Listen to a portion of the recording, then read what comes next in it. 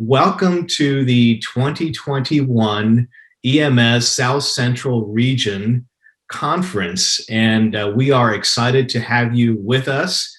And we're excited that we can come together through Zoom. We thank the Lord that even though we cannot do this in person this year, and we didn't do it in person last year either. We had a Zoom type of conference last year that was well attended and very well run by a number of people, which I'll mention here in a moment. But welcome again to our conference for this year. As we get started, I wanted to thank a few people that are sort of behind the scenes. One of them is Robin Harris. So Robin, thank you for all of your hard work.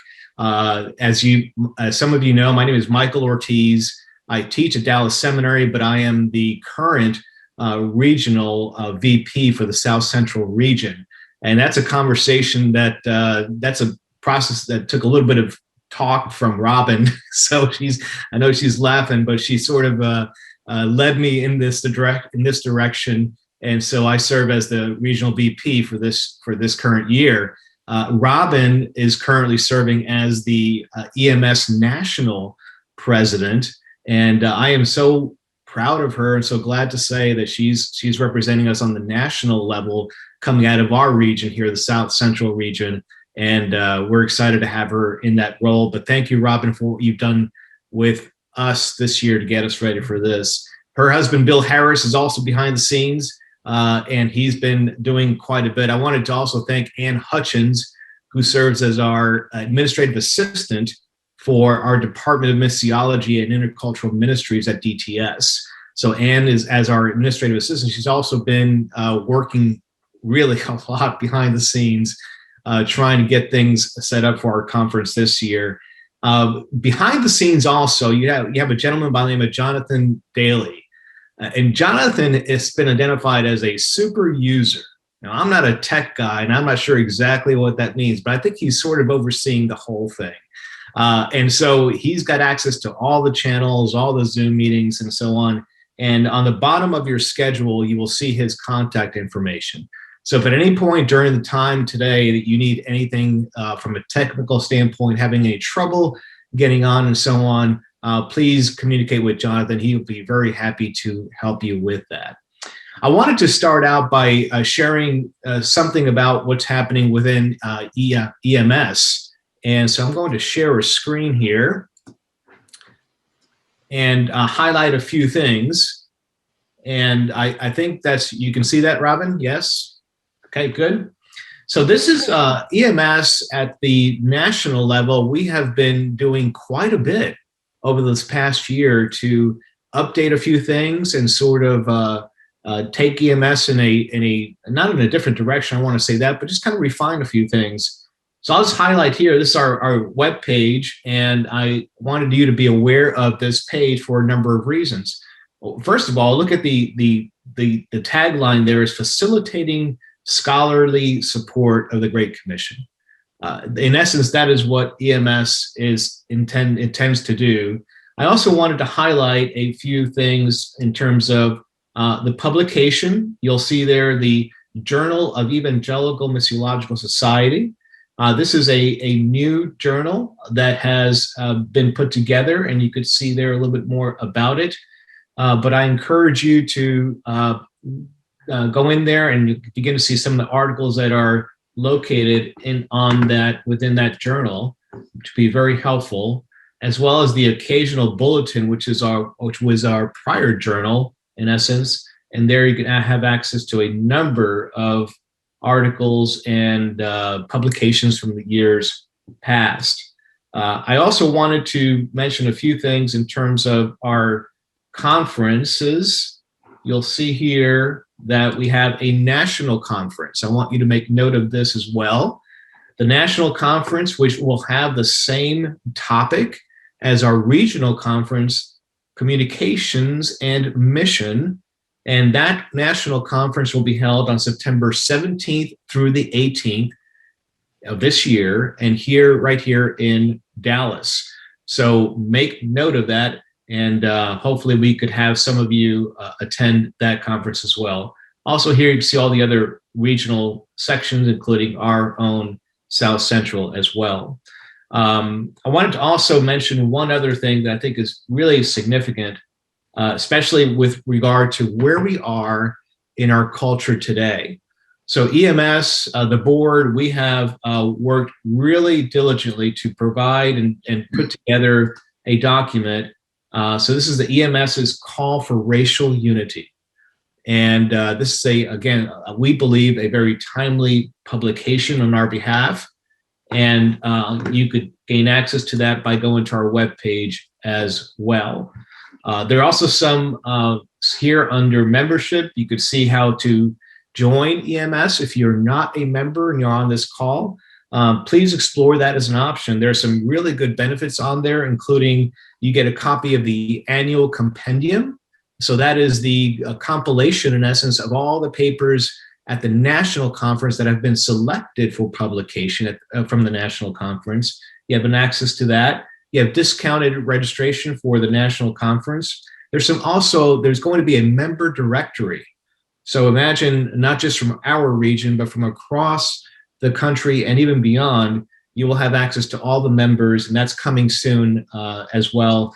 And of course, you get to support EMS in what we're doing, not just at the national level, but at the regional level as well. So stay tuned, keep an eye out for other things that are happening within EMS in the months and to come as well. I wanted to share a little bit about the schedule for today. So today we have well over 60 people that have registered for this event. We have at least one watch party that I know located there at Dallas Theological Seminary, and I'm excited about students attending that and others as well. But I also wanted to review a few things for the day. So all of you should have received a document that looks something like this, which is the schedule for the day. And if you haven't, please send me a message in chat, and I'll be happy to make sure to get that to you, include your email if you don't have it then. We have the 4 rooms are identified there at the top of the schedule. And at the top of the schedule for each room, you can see the link to the room. Make sure you're in the correct room when you're, especially when you're presenting. You want to make sure you're in the right room. And those that want to attend a session, you want to check that, make sure you're in there. You will have a moderator within each room that will help you with your time, but also just help you with any technical issues that might come up. The presenter, just as a reminder, those that will be presenting today, you will have 25 minutes to present your paper. We ask you to stay within that 25 minutes. If you want to go a little shorter, that's okay. But we wanted to try to respect that 25-minute time. And then there will be a 10-minute time for Q&A, questions and answers. And I think that's a really valuable time. I share with some of our students at Dallas Seminary that are presenting. That's an important time for you to really engage your colleagues here today on your paper, your topic, your presentation. And hopefully you can use that Q&A time to further refine your paper before you actually present it. And speaking of that, just as a reminder, you will have until March 12th, which is a week, this Friday upcoming, to present, to send in your final paper. So your final paper is not due today. I think we've communicated that in prior communications to you, but your final paper should be turned in to us by March 12th so that we have time to review it and get it back to you before the national conference. So the final papers are submitted, we review them, and some of them will be selected for the national conference in September on the dates that I just mentioned to you a few moments ago. Most of you are well seasoned by now, probably since the pandemic, when it comes to Zoom etiquette, right? So I'm not going to review a whole lot of that, but just if you're on there and you're not speaking, turn your microphone off. During the Q&A time, if you have a question, you can either just turn your microphone off or turn on the raise your hand feature on Zoom, and we'll get to you during that Q&A time. We will have a break. We will start off with Duane Elmer here in a few moments. I'll be introducing him. And then we will have our first session starting at 10:15, and we will have a second session at 11, and then we'll take a break at 11:45 to 1 o'clock. We will reconvene at 1 o'clock for some brief comments, and then the first session will begin at 1:15 in the afternoon. As I mentioned earlier, we will be punctual with regard to the start of the sessions. So I know that some of you might know me a little bit, come from a Hispanic Cuban background. I have a whole different sense of how to use time, and so a little bit more casual about it than other folks perhaps. So that's one of my setbacks. But for today, we're going to be starting on time with the sessions. Of course, if at any point in time you have any questions or anything else that we need to address to make this experience more comfortable and useful for you, feel free to ask us. We will end at 3:45 today, and that's when we'll have that last Q&A section. But we will keep the room open till about 4 in case anyone has any other comments or questions that they want to ask. Well, today we have a really special guest, and some of you might know Duane Elmer personally. Probably many of you know Duane Elmer from his publications and his writings. Some of them that he's written alone, some with others, some even with his wife, Muriel, who's in her own right a good thinker, publisher in the area of theological education and admissions as well. So Dr. Duane Elmer retired from the Trinity International University, where he was the G.W. Aldine Professor of Intercultural Studies and Distinguished Professor of Educational Studies as well in the PhD program there. Most of his career has been focused in higher education, serving with his family at various locations, but especially in South Africa as missionaries for a number of years. He's traveled and taught in more than 75 countries. Isn't that amazing? Just a remarkable background in terms of missions and education and communication. He's also been a trainer for several Fortune 500 corporations, which gives him then exposure to the world outside of missions and outside of Christianity. And as mentioned, most of his work has to do with cultural adjustment, interpersonal relationships, cross-cultural conflict, and educational development. Dr. Elmer is perhaps most widely known as the author of Cross-Cultural Servanthood and Cross-Cultural Conflict. Those two books, I will say, we use quite often in our classes at DTS out of our missions department, and they're always well received and really useful when we talk about communicating and developing communication skills interculturally. So he's also written a number of other books, which if you want to go to his profile, you can see some of those and have access to them.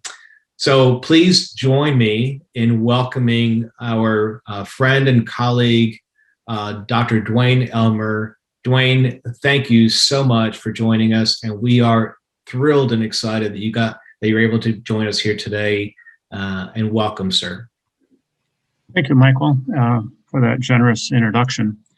I think one of the reasons that my books have been reasonably successful and useful is that I made all the mistakes a missionary can make, and generally wrote about them, and people identified with somebody who went ahead of them making the mistakes and learned maybe a little bit about what you do with mistakes. At any rate, thank you for your kindness, and I appreciate that so much. Right at the end of the session today, I'm going to be introducing our recent book my wife and I put together, but today is going to be a summary of it because it's a book that is about communication. And because we all communicate, this is a theme that touches us. At various points, we'll look at communication and how it should change as we teach. For a long time, I thought communication was pretty much static. That is, it was the same. I communicate, and it doesn't change. But as I've gotten involved in the brain research, and particularly how the brain learns, I'm realizing that communication really has to be adjusted to the various phases of learning. So we're going to get into that today. What is the purpose of communication? Sort of the question I want to start with. And I just pose it to you to let that tumble around in your mind off and on as we make our way through the two sessions that we have together. What's the ultimate purpose of communication? I'm going to suggest that we keep 6 components in mind when we teach, when we lead a Bible study, when we disciple people, or when we're doing our ministry, whether that's evangelism or church planting or something of a more general nature. I'm also going to suggest that each of these 6 components requires an adjustment in our communication. Each adjustment is necessary for fulfilling the purpose of our ministry. These adjustments should be done in virtually any culture you find yourself. So as Michael mentioned, I've been involved in a lot of cultures over the years. It's been a wonderful learning experience for me, and I've tried to absorb as much as I can. My other books were written with the idea that I've gleaned insights. Well, I brought that now to this situation of what it means to be a learner. What do we mean by learning, or I have taught, or he or she has learned? So I'm going to have Robin put the learning cycle on the screen, and these are the 6 components that I mentioned. And this is the pilgrimage that we're going to make together today. Start at the top, and I'm just going to read it, but it's where we're going to be going. The first part of learning is to recall or to remember the information. Now, you'll notice very quickly that the word recall is mentioned at each of the 5 stages. There's a 6 called barriers. Recall means that we have an absolute truth. That is our reference point. It also means that we have a creational truth, that is general and special revelation. So recall or truth is the word that I'm going to keep using rather frequently because it's our reference point. It's our anchor in terms of how we communicate and what we communicate. But the first one then is recall. I remember the information. And then if you move around to the right clockwise, recall with appreciation. And this is the stage where we value the information. We have some appreciation for it. It connects with us at a different kind of level than just the mind. The third one is recall with speculation. This is something that isn't often done in our classrooms or in our discipling, but it's how should we use the information that's been communicated? And then you'll see the barriers there, and I think beneath the barriers is the word barriers.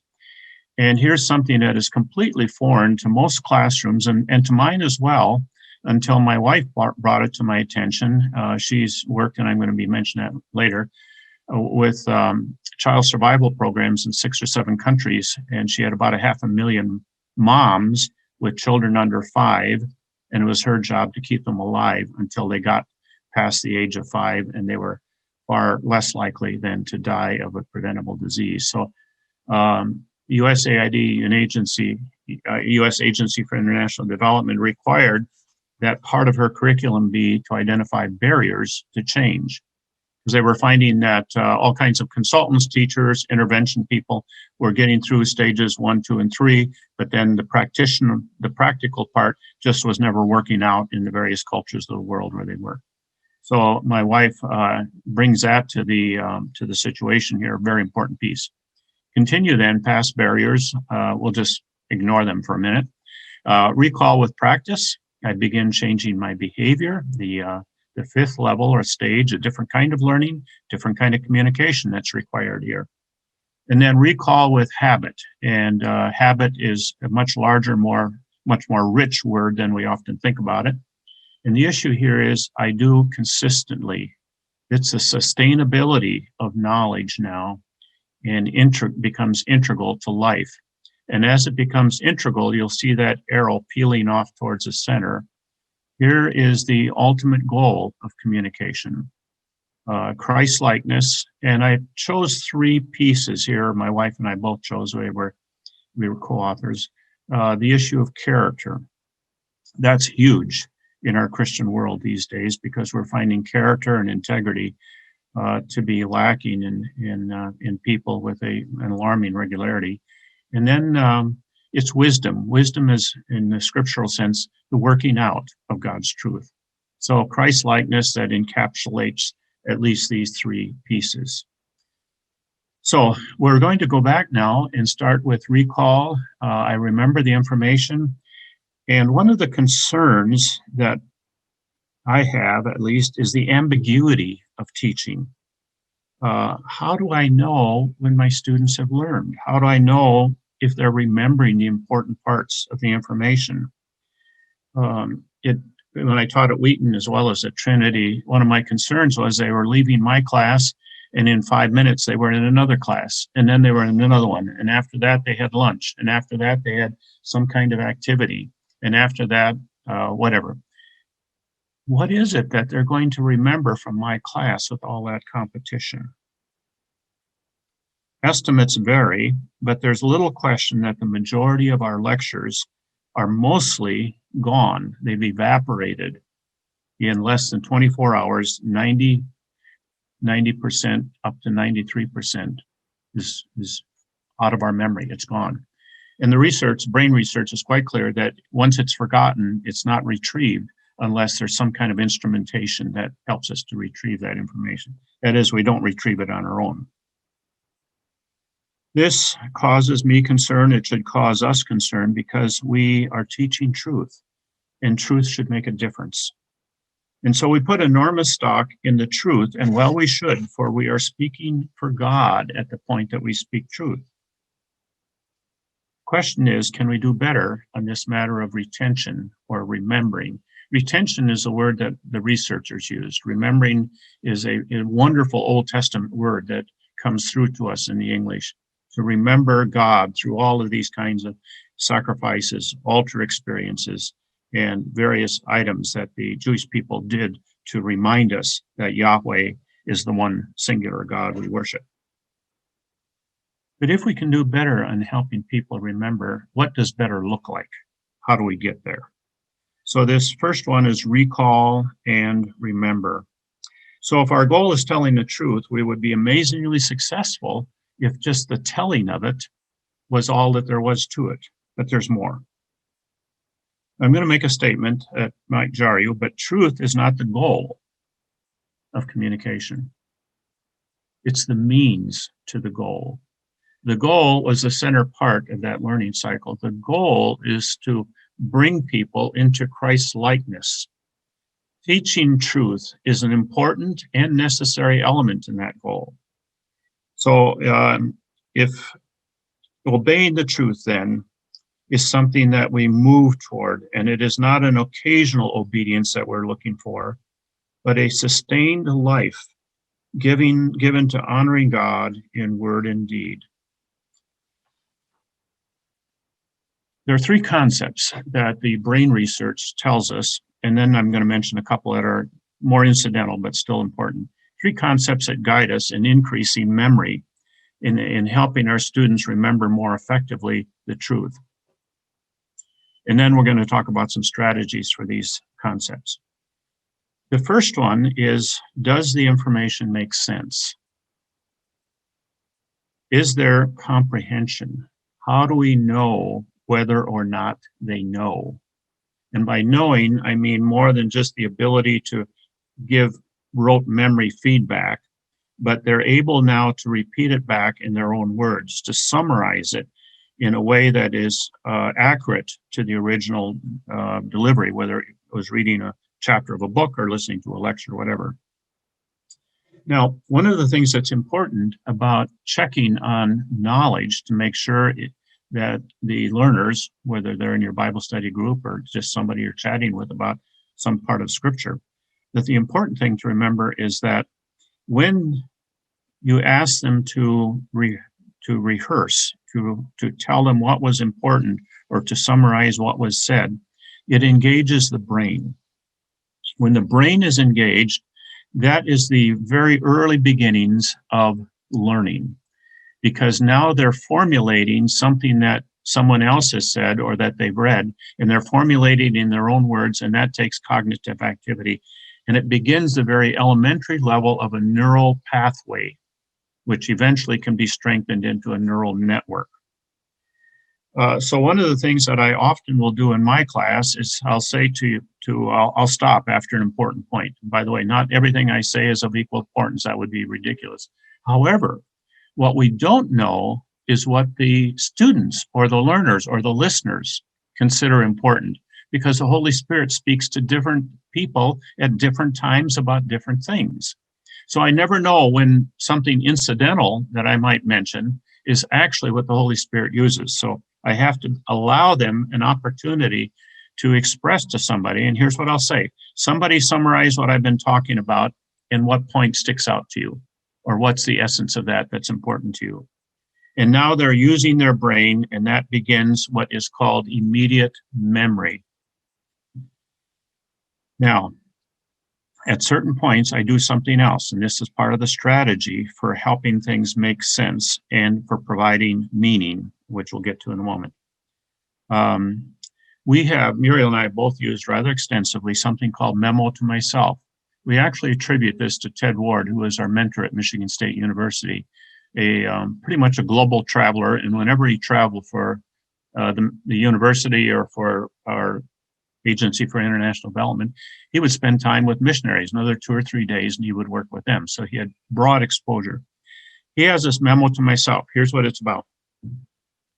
At various times in a semester or at timely moments, I'll say to them, I want you to send me, either hand it in or send it to me on the internet, a half a page paper about what God spoke to you about. What was the truth that was there? What was God saying to you? And then what do you think it means for your life? What ought you to do about it? We'll get to the oughtness in a minute here, but that's part of it. So they do that. Now, I'm going to come back to that in a few minutes. So the first of these 3 components that are important is, does it make sense? Do they understand? Are they comprehending the essence of what you have said or the book has said or what they've heard? The second one is meaning. Sense and meaning. Does it connect with them in some way? Is there an emotional, mental, relational, experiential connection of some sort?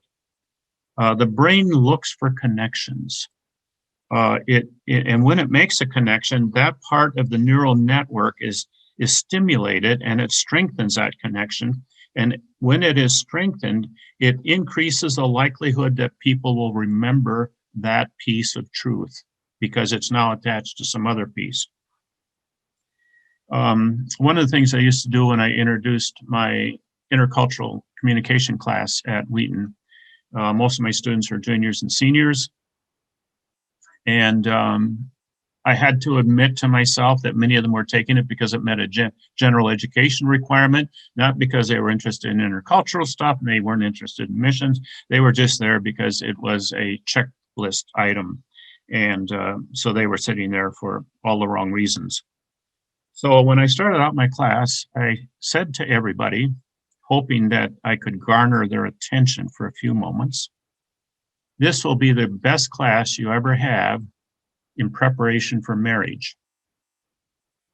And all of a sudden I got their attention, because as juniors and seniors, they're pretty concerned about. There were a couple of them that were married in the class and they were puzzled, but all of a sudden they started nodding. Yep, marriage is the biggest cross-cultural experience you're ever going to have. So meaning was established right at the beginning. And I've confirmed that in my own thinking for years now, that the marriage is the biggest cross-cultural experience. So what we can learn about culture will help us in our marriage. What we learn about our marriage and how to make that work better is going to help us. Those are the same skill sets, in my judgment, that we need in both of those situations. Now, there's sense, then there's meaning. That is, it makes a connection with their life, their interests, their experiences. The third item is timing. Brain research was pretty conclusive about a time frame that's very sensitive, and this is the way it works. Somewhere around the 15, 16, 17 minute mark, retention goes down radically. That is, they may hear your words, they may take notes, but they're not remembering it at all, or very little.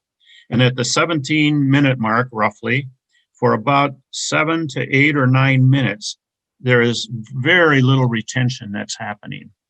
Okay, so it's just downtime. Their brain is virtually gone into neutral, and then it starts to climb up again. Never quite as good as it was at the beginning of the class. We'll get to that in a minute, or at the beginning of the conversation. I'm kind of framing myself in classes. That's my teacher background. So you put it in your ministry context, and it works the same. So what happens here is that there's a period of time in which it's just a blank spot. And what you do then, how do you not allow that blank spot to happen? Somewhere around the 12, 15-minute range, you ask a question. Questions hijack the brain.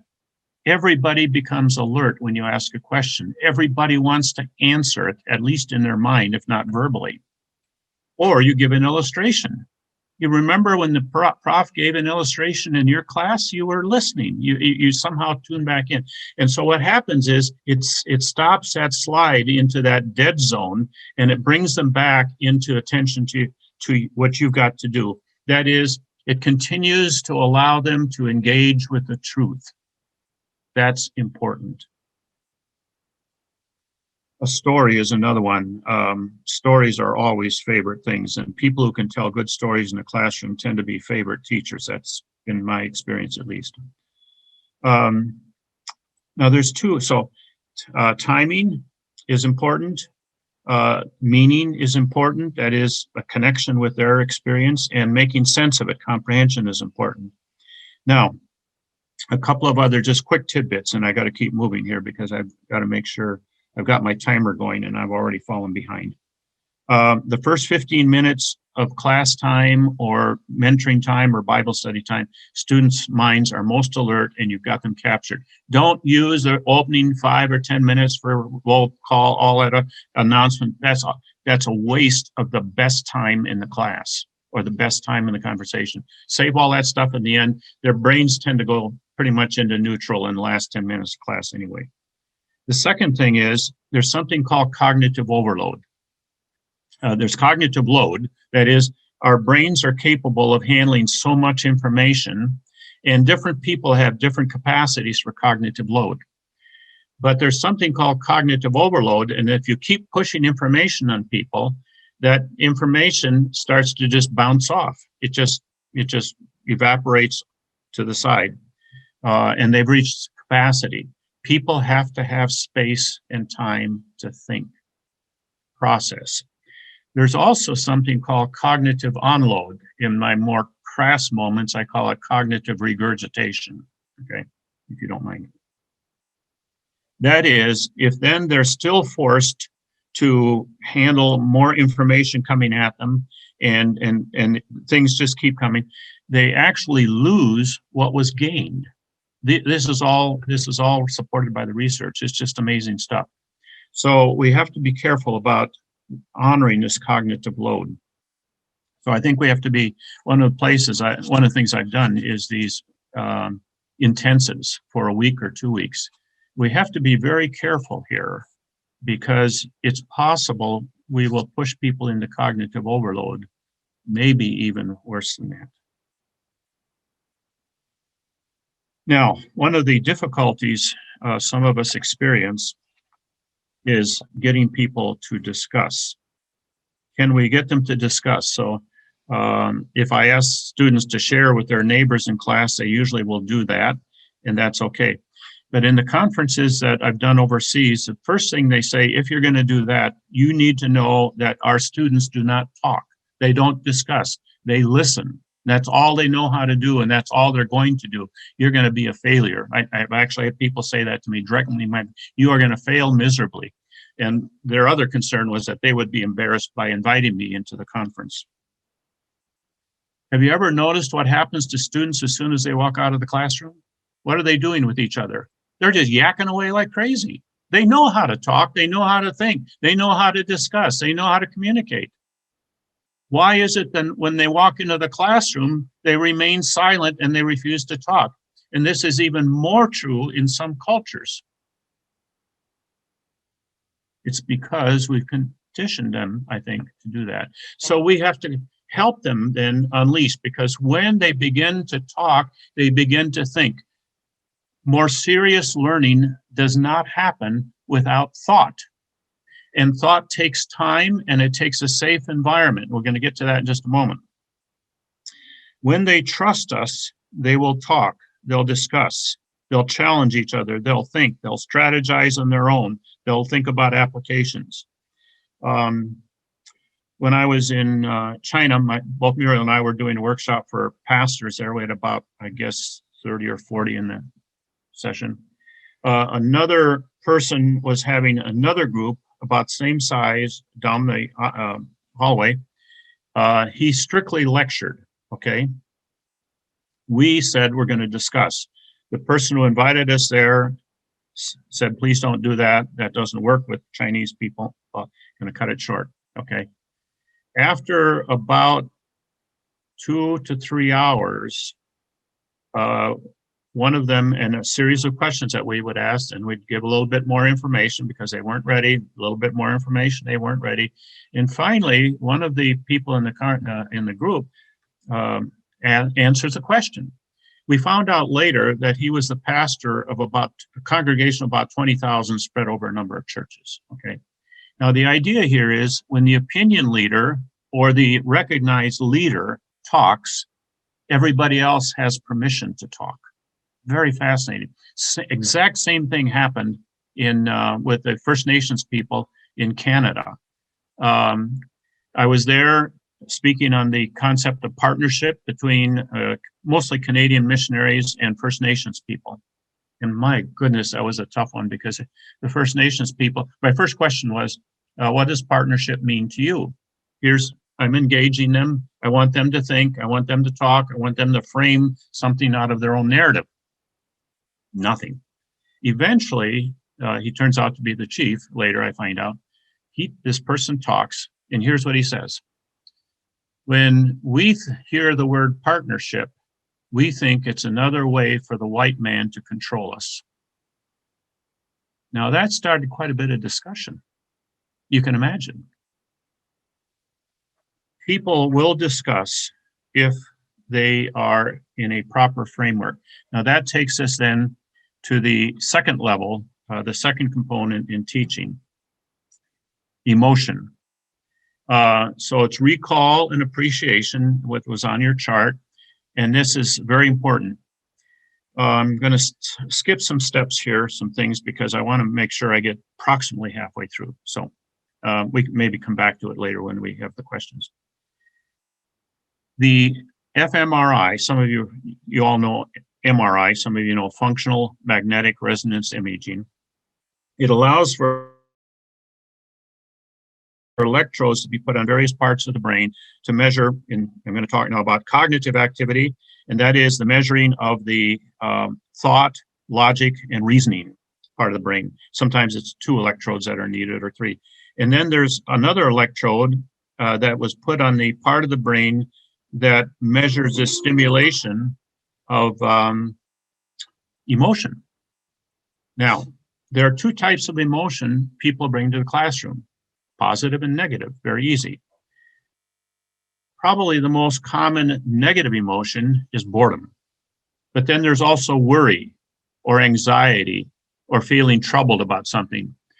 What we know is that negative emotions hijack the brain, so that when the fMRI is working, they're on the person's head, and the electrodes are, and they give this person a picture of his girlfriend, positive emotions. Well, by the way, we used to think all of these things were located in one part of the brain. 12 parts of the brain light up. That is, the electrodes are connecting there when this positive emotion comes. And what's happening is then that the rational thought processing part, thinking part of the brain lights up, and the emotional part of the brain, the white dots are appearing in that monitor. So then they keep the electrodes on, and they tell the person something very troubling, very disturbing. negative emotions. And at this occasion, here's what happens. The emotional part of the monitor is filled with white dots, but the reasoning, rational, logical part of the monitor, that monitor, has very few white dots because the brain now is focused on the troubling part that he's experiencing. So kids, let's just switch to kids because here's a big one. Kids being troubled because they're being bullied are almost always certainly going to have learning disabilities. But keep in mind this, what's happening today to the children who are doing virtual education in our schools? Almost all of them are experiencing a lot of negative emotions. That will interfere with the logical part, the reasoning part, the thinking part of the brain. So what does this tell us? Something very simple. If people come into your class and they're bored or troubled, there's a good chance that your expressions of God's truth are not going to find fertile ground because the brain is going to hijack their mind to be focused on whatever their problems or worries or fears are. Can you do anything about it? And the answer is absolutely. So that here's where a different kind of language starts to emerge now, the language of pastoral care, the language of comforter, the language of listener, the language of friendship, the language of this is a safe place for you. You are secure here. You don't have to worry about anything.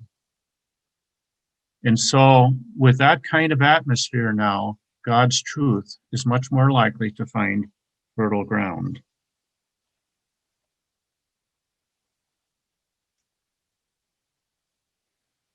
What I also find is that where you have this positive emotional atmosphere and people then have positive emotions when they walk into their class, they tend to work much more, they work more carefully, they work more diligently for you.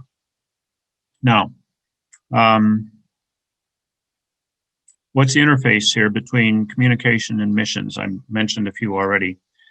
One of the things then is that in most of the world, well, let me give an illustration. I used to do consulting work for Amoco International, General Motors, and a number of multinational corporations. And one of the things that we told them was that you come into every international situation and you carry two briefcases. One is a briefcase called business, task, job, goals, strategies, financial statements, etc. The other briefcase, it carries relationships, concern for people, valuing people, time with people. Most Westerners open the business briefcase first. Let's do business and then we can build a relationship, we can have a good time, we can be comfortable with each other. Most of the world wants you to open the other briefcase first. They want the relationship. And when the relationship is intact, then the learning will be much more facilitated, much more open, much more likely to happen. And they are certainly much more inclined to apply the truth to their life and have life-changing experiences as a result of your ministry. So we speak to the mind and we speak to the heart. But keep in mind, unless we are able to speak to the heart early on and with some sustainability, the mind probably isn't going to function nearly as well as we would like. Now, just a quick compliment here, and then I want to move on. Just by way of this metaphor here, think about your children. How do you approach them? Mind first or heart first? Think about your spouse. What do they prefer? Mind first or heart first? A friend. We were gone for a number of years from our high school ministry, and we were overseas actually. And when we came back, I asked them, what do you remember about all my many brilliant devotionals? Not one of them could remember one devotion, not even one. Oh my goodness, it was horrible. And I says, what do you remember about the 3 years that we spent with you? Well, we remembered that you were always there. You always seemed to like us. You always seemed to value us because if we were together, you were there with us. That's the heart. And that makes a difference. And then the rest of it will have its own way. Let me think here now. I think, Michael, help me out. Are we about the time we need to use the question and answer? Yes, pretty close to that. If you want to make one more comment, you're okay to do that, but we do need to get to question Q&A in a moment here. When people feel valued, honored, respected, then even a conversation about a failing grade or some kind of correction will be the words of a friend whose motivation is to help you because they care so deeply about you. So when that heart message comes through regularly and clearly, even the difficult messages will increase the friendship and the pastoral sense that they feel from you.